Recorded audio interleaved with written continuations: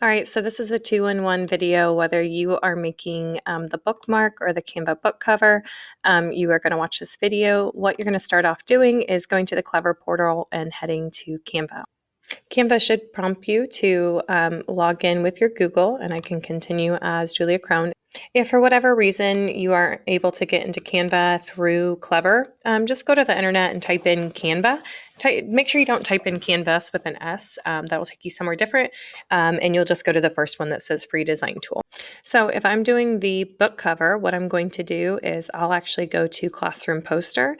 If I'm doing a bookmark, I'm actually going to go to Bookmark. And what I'll do if you're doing that one, I'd pick create a blank one. All right, so I'm just going to show you through the poster, but whether you're doing the bookmark or the poster, it's going to be the same way.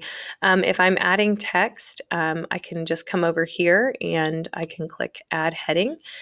I can type in text, and then over here I can come to the side and I can change the size, I can change the colors. And then as you can see, it's purple and selected, so then I can move it around. You can see that it actually, one of the things that it does as you're moving it around, you can see all these little purple lines. That is to help you line things up. So adding text is here. If I wanted to add the author, I can add the name of the author in. And then what I do to add pictures is I head over to Elements, and I can search anything on here. Let's say I kind of wanted a wooded background a little bit. One of the things I can do is I can drag an image over, and if you kind of like play around with it, you can see that you can get it all the way on the back. But one of the things that is really important here is that you're actually able to see your text. One of the ways I kind of get away with, if I want a kind of a cool background, but it might be kind of hard to read, I go to Lines and Shapes, and I'll add in a square, and then I'll resize it to the size that I need. And then maybe I might change that to white. And then whenever I move this, I'm going to be able to have this over my titles. And then in Elements is where I can add pictures. If I was going to add an animal or other things, you can see you got to be careful because that wants to add it all the way in the background. If I grab from the corners, that's the best way to resize something, because what's going to happen is if I come in from here, you can see that I actually edit the actual image. I'm going to show you one other design trick that I love on Canva. It's going down on Elements and heading over to Frames. And I just think it looks a little bit nicer when you select one of these frames. This is where you can kind of come in and change the shape of a picture. And I find a photo that I like that typically the way that it would look is it'd come in as a square. But if I drag and drop it over the frame, then I can get just kind of like a better looking picture.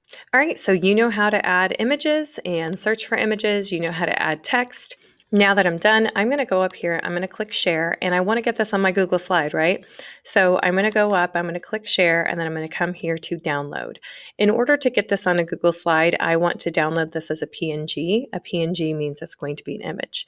It's going to pop up down here, and if I'm quick, I can click copy to clipboard.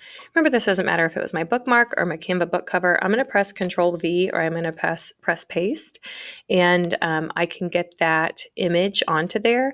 If I've made sure that I downloaded it and I didn't press copy to clipboard, I can go to Insert, Image, go to Drive, and then in my recents, we'll be able to find the image. And then one other thing I love to do is I love to then go to Format Options and click Drop Shadow when I have that one saved, and you can see kind of the difference between the two.